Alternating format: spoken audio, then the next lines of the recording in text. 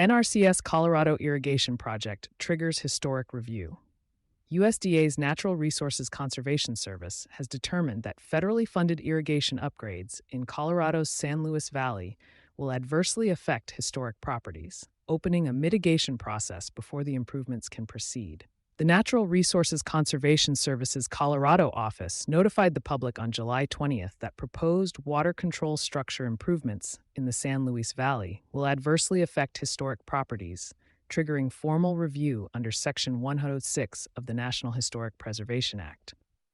The projects, funded through NRCS's Regional Conservation Partnership Program, involve routine work: in-kind replacement of water control structures, installing a headgate where one has eroded away, adding a new water control structure, and installing trash racks to keep debris out of canals.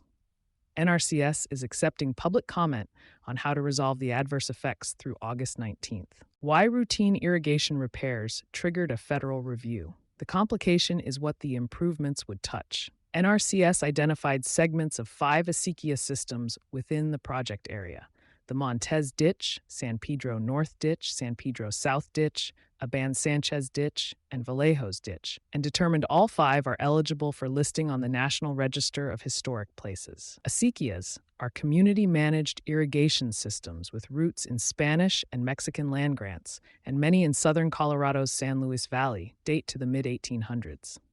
Under Section 106, an adverse effect does not require environmental harm. It means a project changes the physical characteristics that make a property historically significant. So, replacing a stone diversion structure with a modern concrete one can qualify as an adverse effect even when it improves water efficiency or extends the system's service life. What happens next is mitigation, not a stopped project. NRCS is now required under 36 CFR 800.6 to negotiate a memorandum of agreement with Colorado's State Historic Preservation Office, potentially consulting tribes and other interested parties, specifying how the adverse effects will be mitigated. Comparable agreements in similar acequia projects have included documentation such as detailed photography and mapping, archaeological monitoring, and construction methods that preserve original materials or historic ditch alignment where practical. The current public comment period is about shaping those mitigation terms, not about whether the improvements happen at all. NRCS has already made its adverse effect determination, and Section 106 review is designed to resolve impacts rather than block federally funded infrastructure projects outright, a distinction that matters for compliance teams tracking how documentation gaps, not project cancellations, tend to be where regulatory exposure actually lives. The pattern extends well beyond this one valley.